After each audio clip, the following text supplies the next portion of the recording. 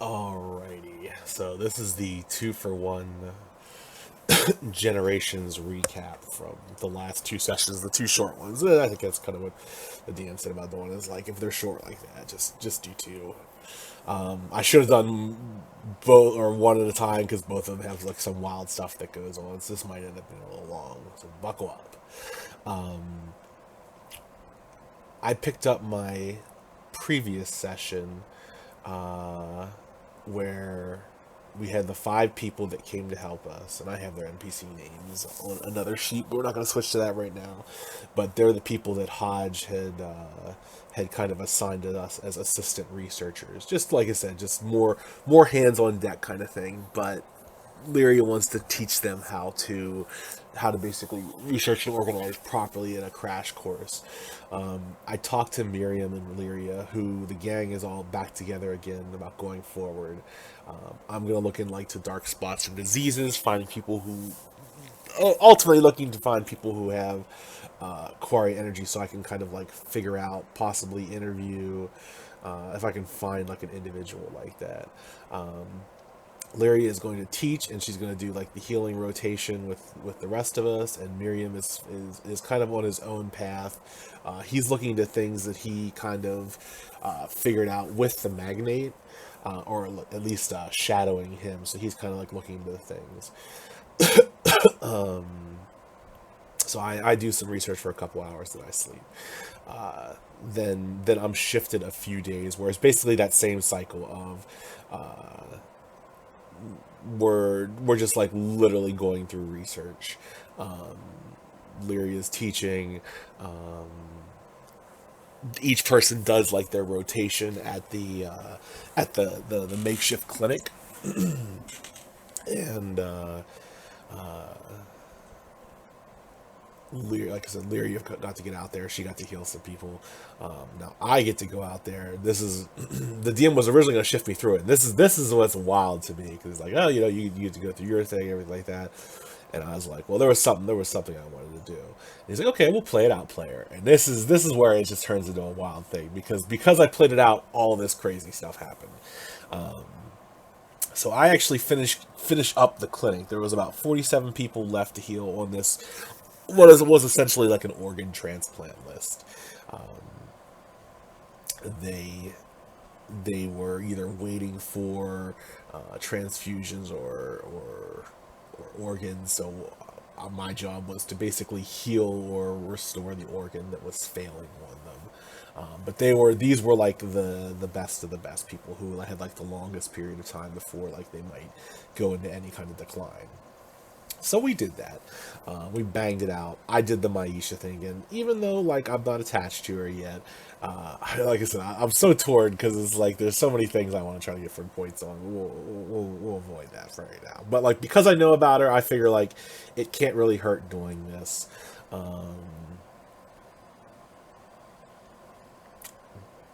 this older gentleman approaches me after I had finished with the last of the people, and like I said, I get like some thanks, and like people are great, generally grateful and gracious towards me.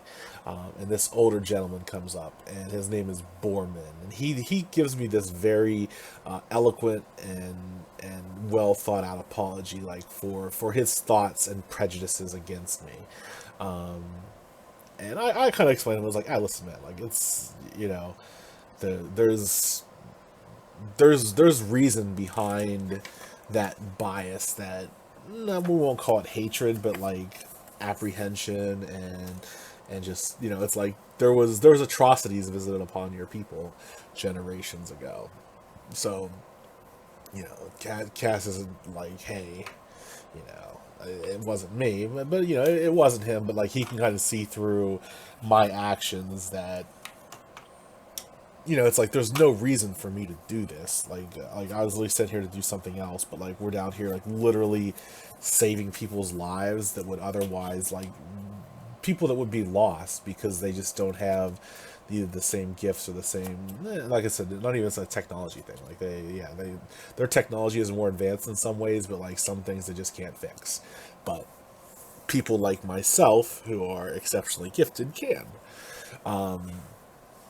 And he wants me to like heal his granddaughter named Leni, and it turns out that she's afflicted. Now, if you guys remember, the affliction is a disease that has been up until this point incurable by my people. Lyria has actually dedicated herself to the study um, of the affliction. It's a disease that comes with. There's like some other stuff, but it always comes with blindness. Like it's an incurable blindness. Um, Now, Leni has these scars all around her eyes, and they're kind of gnarly looking. Um, and it's like he said, like that's part of the thing, and I was like, well, it was. I did like I asked a couple questions here and there, but I kind of like she. It looks like it's from an injury, but like I think he maintained that it was like part of the affliction, and more on that later because like it does get revealed, but we're gonna try to go in order here. Um, I explained to him, I was like Mormon, listen, like we on Nui proper haven't figured out how to cure that yet. It's something that has been a mystery to people for a long period of time. But like, let me take a look at her because I've never examined a Darklander who has been afflicted, and it's like part of it was definitely like an ego thing coming off of like literally healing all of those people, um, saving lives. And I think I had like some idea of, I made a crack to the DM, but it was like something that Cass would have like thought in character as like, oh, why not give that guy an extra heart? Like while regrowing organs, like two hearts are probably better than one. Like you got a fail safe one if the one goes down and everything like that. And it was like, player, you could like technically do that. And then like Cass was like, yeah, listen, like the the complications it would add to like the bodily system of adding a second organ like that, it's like seem very dangerous. And then of course there's the ethics of it, and like we don't want to cross any ethical bounds with these people. Like it's like it was more of a, he wouldn't consider doing that to somebody, especially without like knowledge or consent. But like beyond that, like he probably wouldn't do it just because of like the ethics of experimenting on somebody. Well, hold on to that thought because it goes right out the window. Um, he approaches Leni and does like his scan of her, and um, so things he has learned down here is that affliction follows genetic lines. And he learns from Borman that like a lot of people in his family have, there's like a lot of people in his lineage have this affliction. He's one of the lucky ones that he didn't have it. He's also very, very old. Like he's like he's probably over 100 years old. So he's like a little, he's definitely out there. Um, excuse me. He,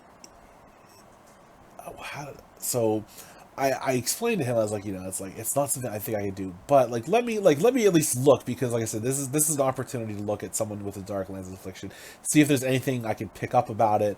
There is a certain genetic diversity between my people and their people, a little bit, not significant, but like we were separated for different reasons. So I was like, maybe there's something down here I can glean from it, and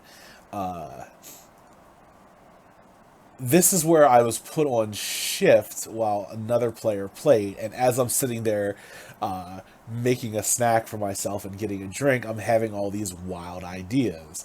And I'm making like these like shot from the hip connections, and I'm thinking, what if the affliction is a, so we have people on the Nui side who who can't heal themselves, but they still kind of gain the benefits of a connection to Nui energy, where they have like longer than what you would associate average lifespans.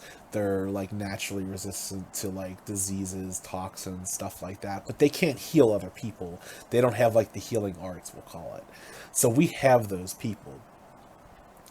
What if the affliction is that version of Quarry, where it is a juvenile recessive version of it.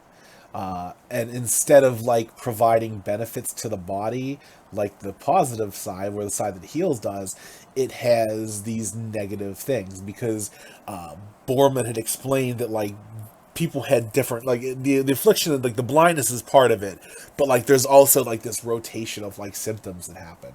Um, so I was like, okay, well, let me try something then.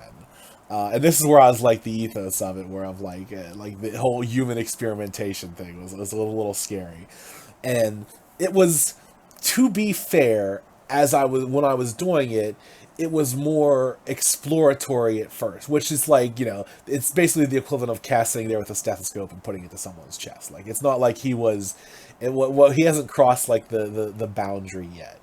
Um, so what I'm looking to do is we've always treated things in a biological nature where we basically focus our our healing energy towards the biological aspects of an individual, a patient, something like that. Um, and I was thinking about it and I was like, well, technically there's two layers to us. There's a spiritual layer that people admittedly know very little about because we are able to like harness this ability that to like outsiders seems miraculous, but it's very hard to quantify. And then there's the inside, which was like our biological thing, like we're just naturally fast healers, we're resistant to toxins and everything like that.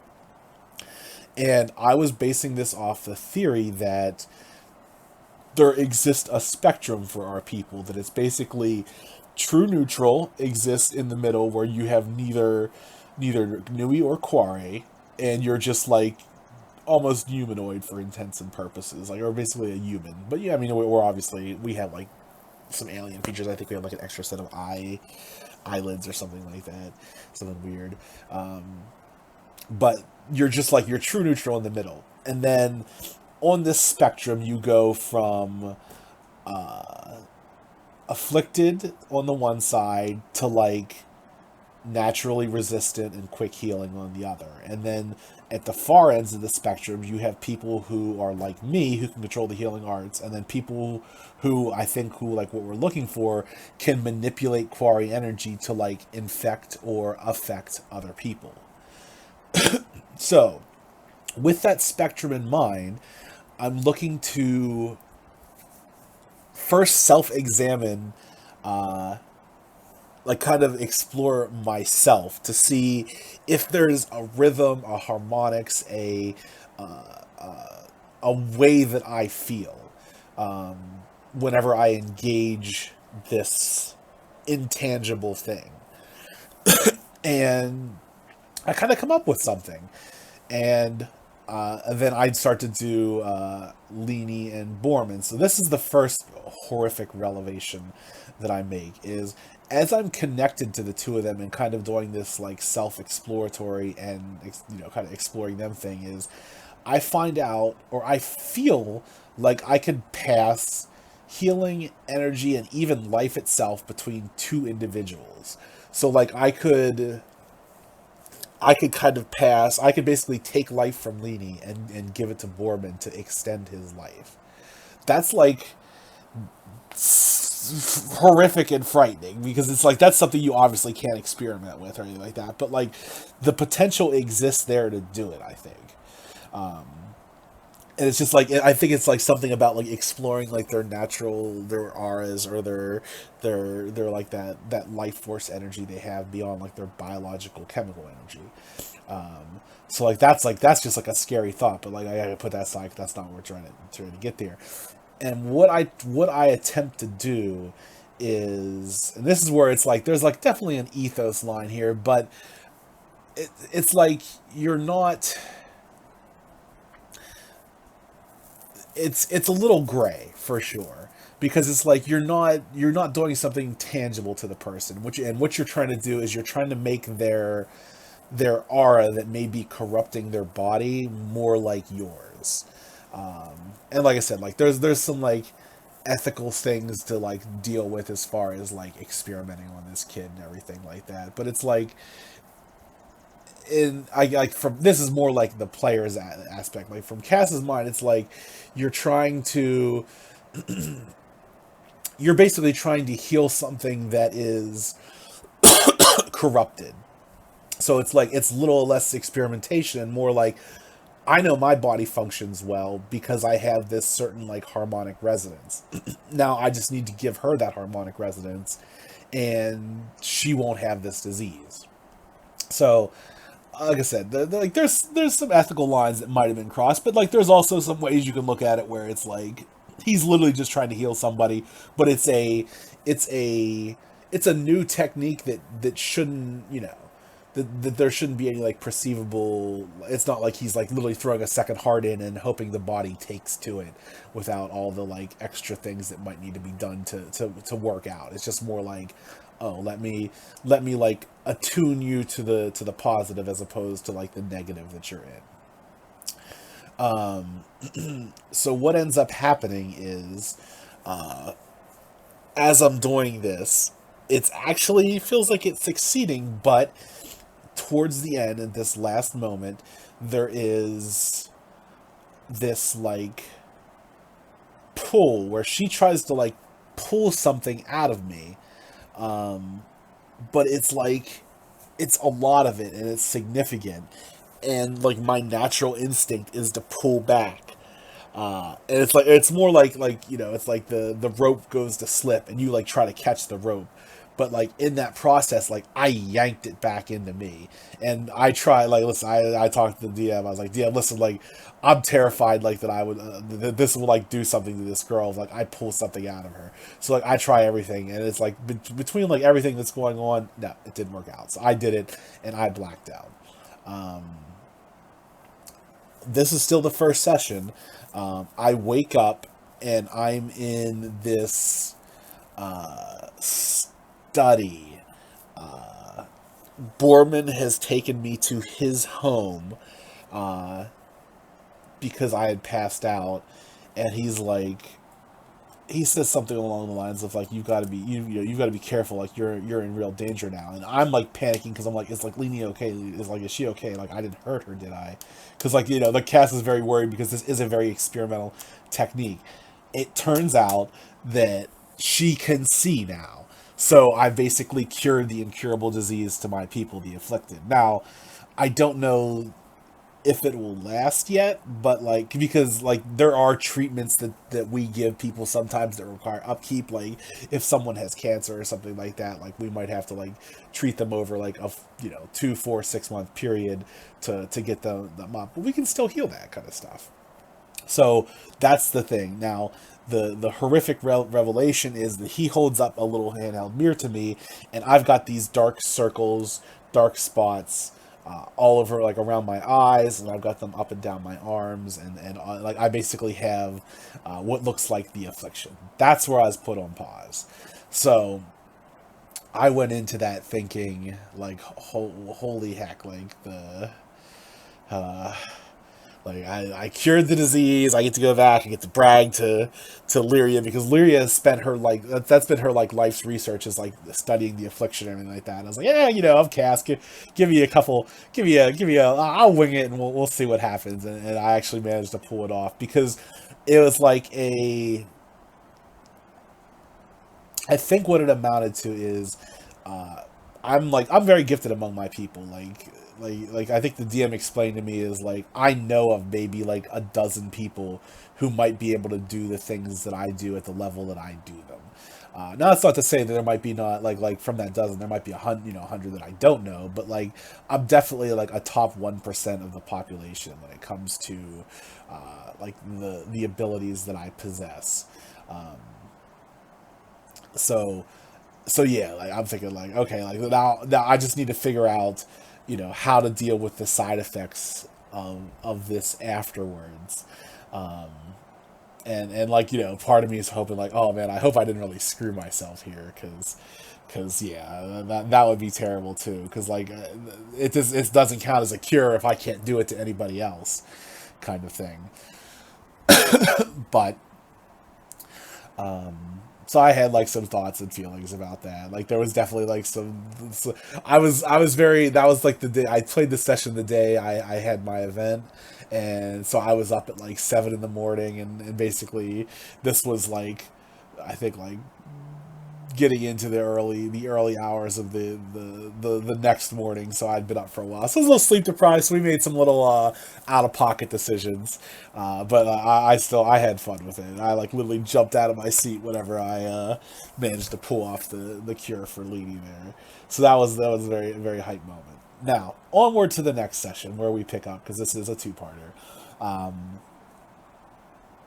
I pick back up, and I'm talking with Borman, and he says like that people like, because I have these black spots and everything like that, like I have to be very careful, because like people might be, not that they'll be looking for me, but that they see me in this state, like they may take me away. And this is where I was, because he had said something like this like maybe like last session, and I'm like, oh my gosh, I have so many questions for this guy, because this guy seems like he knows something about the dark spots. It turns out he does.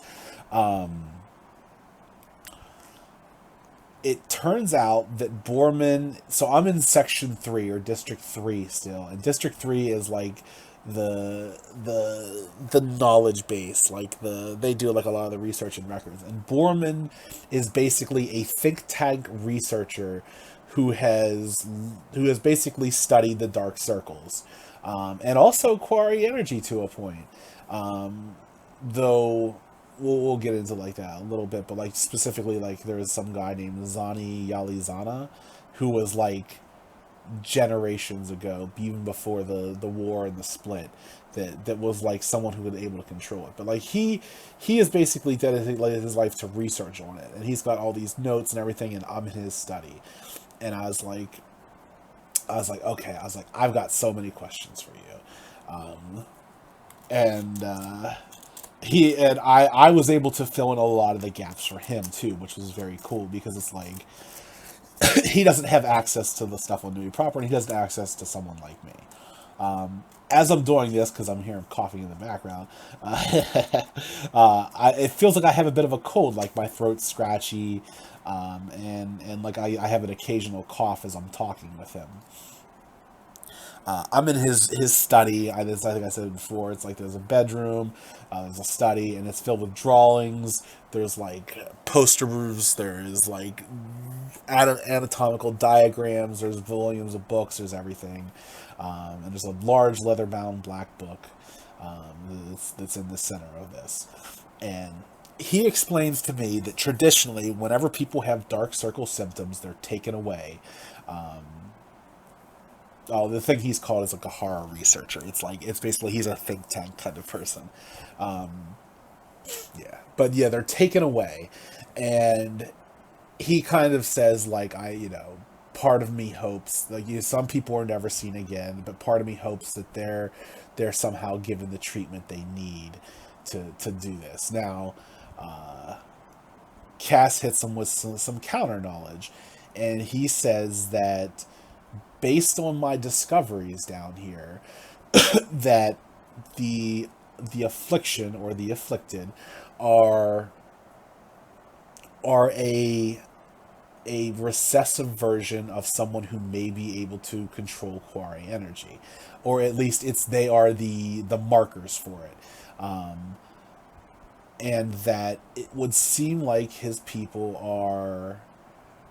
are attempting to treat it, or maybe ascertain the severity of their control of it. Um, Also, the why the and I kind of make this hypothesis that the scarring around Leanie's eyes, was she born with it? No. And I was like, it would seem like that they have a treatment to possibly either slow or halt the progression to controlling this very negative entropic energy. Um, and he confirms that, and that he confirms that this is a little out of order, but he confirms that they do have a treatment. It involves like a laser treatment, which I'm assuming is the scarring around the eyes.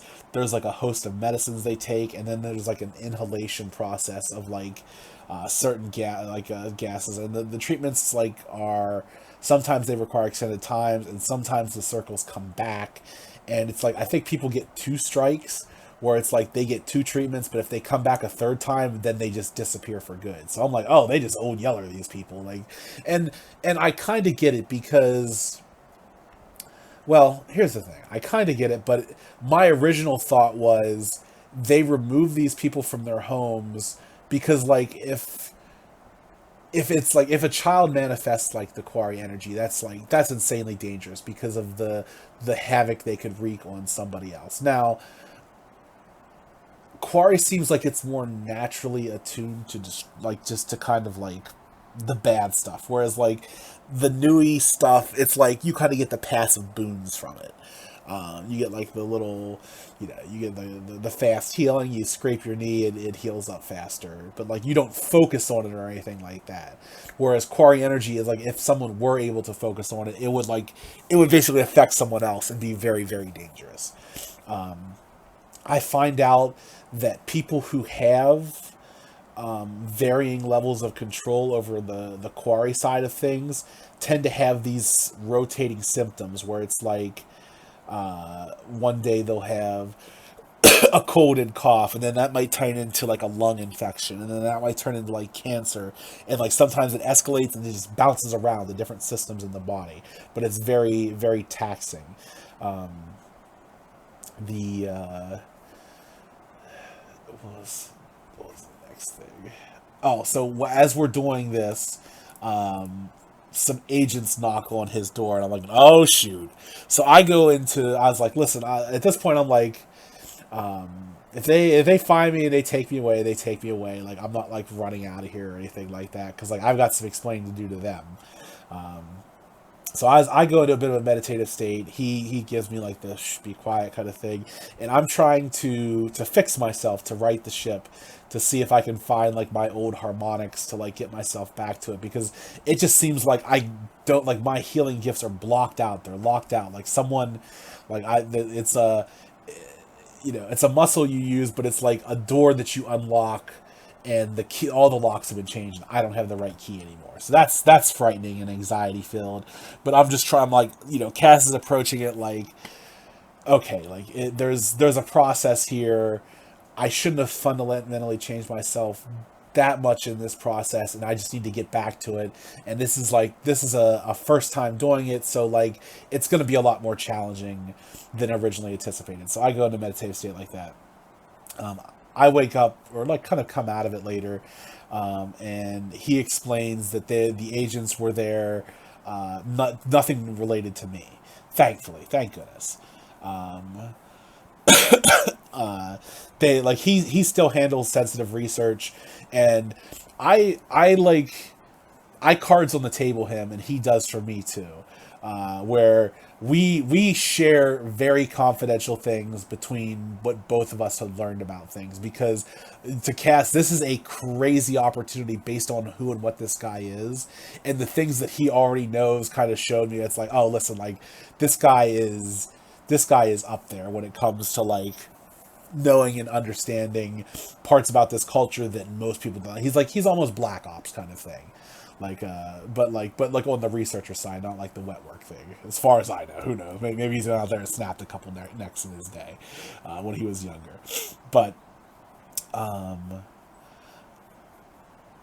I like whatever they got there, he was about to explain to me something about like Quarry energy, and I think that was when he explained like the healing process or like the treatment process, and then the first like recorded person who could actually wield it and use it on others, and that was that Zani Yelizana guy I talked about, who was very old, but he had like a manifesto out there that he hasn't been able to get a copy of. He was wondering if it's in like the Nui Properlands, and that name sounds vaguely familiar. I'm gonna have to go back and check through my notes on it, so that might be something I'll look into when and if we get back. But as the mystery unfolds and as I basically untangle my civilization's dark secrets, which, like I said, the props to the DM, because it's like it's one thing to tell a mystery, it's another thing to like tell a mystery, but also like breadcrumb it out in a way that it doesn't feel like you're being spoon fed the information, but like you're still making your own like leaps to come to conclusions. Um, yeah, so that's when he talks about the treatment. He talks about that guy, and I explained to him, I was like, listen, I need to get back to my people because I'm having these like rotating symptoms, like I'm getting aches and pains, I'm short of breath. At first, I was like, maybe it's an anxiety attack because I've like literally cannot access my healing arts, and that is like anxiety driven to the max. But after like doing some things that I would like take a patient through for like to deal with an anxiety attack, it seems like I'm just literally short of breath. And I was like, well, I was like, if I get back to my people, they can use their things on me, hopefully help me right this ship. So he agrees. I tell him like, can you reach out to Dr. Amara? I explain like the three people that I trust here. It's Hodge, to the least degree because I've just known him and I don't want to tax that relationship yet, but he's also a significant political figure. The magnate, which seems like that's all sorts of like bad news because like there's a literally Gestapo round them up and take them out back and shoot them potentially when it comes to people who have Quarry energy or people who have these black spots. So I was like, I trust Amara with my life, and I explained to him like when your people put me on trial, she came forward and spoke up for me even though she didn't have to, and I trust her with my life. So he reaches out to her, and I feel like there's some information I left out here about the Quarry discussion. Like I thought I had some good notes, but I feel like there might be one or two things I'm missing. But the general vibe has been there of kind of one of the things I left out is he hypothesizes from his research that Quarry is actually the natural state of our people, and that it was attempted to be bred out or like kind of a selected breeding to get the Nui side of things, which was fascinating. And I was like, yeah, that seems crazy, like from a almost anthropological perspective of something so associated with like degenerative nature and like causing like ailments in its population to be like its natural state. And he said, "No, it's just a theory, so you can prove me wrong if you find otherwise." And I was like, I told him I'd do that if I did find anything. But like there are things in my notes where like our people have gone through some weird stuff. Like we've been experimented on. We've had like been exposed to some crazy diseases and stuff like that. So like we have like our history beyond what we've done to each other.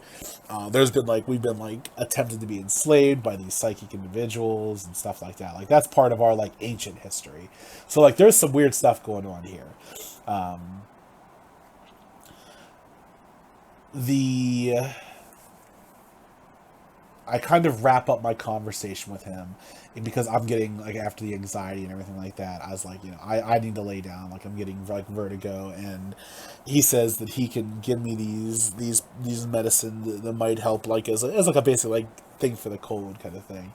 And I said, okay. I was like, if I get bad enough, like you have my permission to treat, kind of thing. Just make sure to take notes on because everything he said, like there's a lot of things that I've told him, like because I told him things about like the children we're treating, and I was like, I'm confused as why no one has jumped to this conclusion that we have yet. That there's an active Quora user out there, that he's affecting these people, that that he or she is testing their abilities to see like the extent of them. And I was like, I don't know if Amara knows about it. And he's like, well, Amara was a I don't know if he was Gahara or not. I can't remember offhand. I didn't take that note, but he was at least part of like this same sector, I think.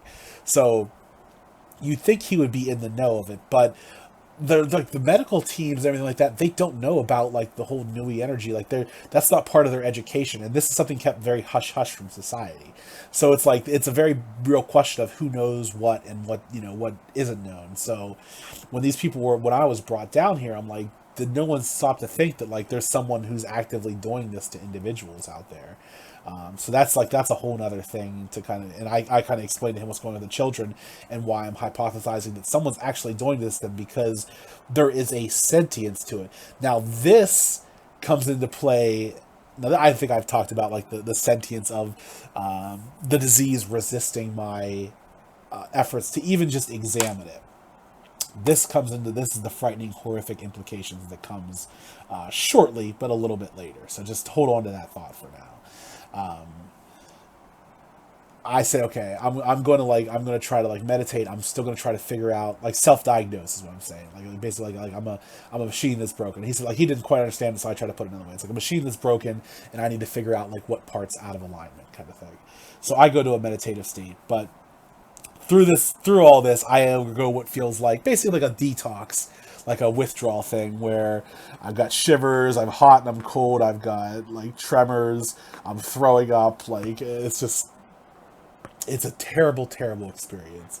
And at some point, some government looking people um, move me out of there, and I just kind of see black again. And I feel like my whole body was doused with cold water, and I can see or sense like Miriam, Lyria, and Amara there. And I feel like the illness and grossness has been soothed out of me, but it feels like I'm using stamina with each treatment. So each time that they kind of put out one of these fires that's happening in my body, like maybe one time it's like full on flu symptoms like I had there, like the whole detox. The other time it was like a mild cold. The other time it was like heart palpitations and like all this. So it's basically like what he had described earlier was like of the rotating symptoms of someone who, and this is where it made sense, the rotating symptoms of someone who has access to Quari energy but doesn't know how to control it. So, as a very gifted individual with Nui, it might make sense that I might be gifted on the spectrum of it. So, I don't know how to control it yet. But because I basically inherited at such an advanced state, it's kind of wreaking havoc on my body. Um, and that I think is why like like and it's basically ramped up from there. But Miriam and Lyria have been treating me and kind of dousing the fires in my body, putting out the symptoms as they can. But each time they do it, it saps such a big portion of my energy out. Like I haven't been able to like be conscious to explain what's going on. Finally, I get to the point that I do explain what had happened to them. I said, treat it, and I speak it like this very, it's more like a labored, broken thing of like treated affliction, successfully cured patient. Um, as like as like like infected by or like took something in as a result of the treatment, um, symptoms of affliction, like kind of thing like that. And what I explained to them was my theory that in an act of healing Leany, that I basically took in or I like scrambled my own like inner harmonics when it came to energy. Um, and it's these symptoms that are going along with it. Um, and they explain that they're going to try to do uh, like a joint healing thing on me to like try to like right the ship, try to like because this is the first time I've been conscious for it and everything like that. And I walked them through like the long process of everything that happened. Not like in great detail, but like just kind of to bring them up to speed to it. They're going through that, and I wake up in a meadow with a rope tied around my abdomen, and it's one of those things like the DM described it, where it's like it feels dreamlike, but it feels very real also. Like kind of like the memories in the movies we've had in Generations, where I have memories of those certain people that like basically the rest of the Generations player community out there. And I'm like, oh shoot. I was like, man, like I'm thinking like, oh gosh, like this is the afterworld. I'm getting tugged away from life itself. I don't know what's going on. And I'm in this meadow, and this rope starts dragging me, and it's like painful. It's like skinning me up, like it's dragging me across the ground as if like I was someone who was being drugged by a car with a rope around them. So like I'm trying to like steady myself and like see where it's like taking me. Well, it's taking me to this cliffside, and off the cliff there are these black flames. I don't know. Is this a metaphor for hell? Does Cass really deserve hell? I feel like he's helped a lot of people. I don't know. And I'm just saying, I'm sitting there like, oh my gosh, this is so terrible. So I'm trying to like desperately stop myself, and I managed to stop myself at the very, very edge. And I'm like struggling to pull there, and like I'm bleeding on my back, like I'm skinned up from being drugged, and like my muscles ache because I'm already weak, and I'm just like putting everything I can, because it's like it seems like it's like death down there, so it's like you're just like digging as deep as possible to do it. Um, something really bad is going to happen to Lyria as she's like healing me through this process, and and this is the horrific implications, but I'll get into a little bit more later. Is the black flames down there? They want entropy. They want like death and decay. Like it shows me these visions of like the meadow like turning to rot, like animals like having the life like drained from them. So like there's these desiccated husks, and it's just like it's like this horrific visage of like death and decay, and it's terrifying. And I realize that it's not so much death, but it's a metaphorical death. That if I fall down here, that I'm going to lose something.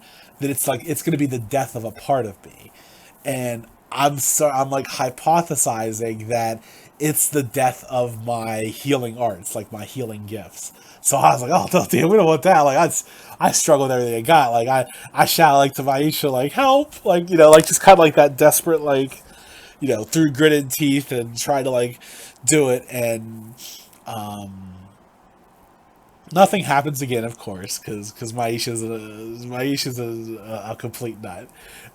She's not there for anybody. She doesn't care.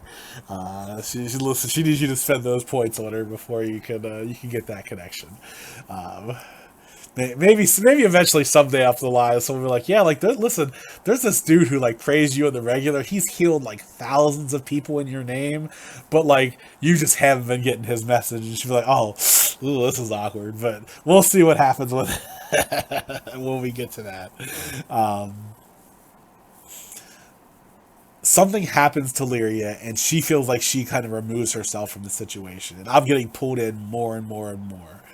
So like I do like the bargaining thing, like I'm praying to Maisha, like get some help, and I'm struggling, and the same thing is going to happen to Miriam, so I try to get him to back off, and he like I think they explain something, or they reach out to me, and I can hear them, and they're like, "You need to explain to me what you did." And I basically explain like the harmonics thing in very gritted teeth.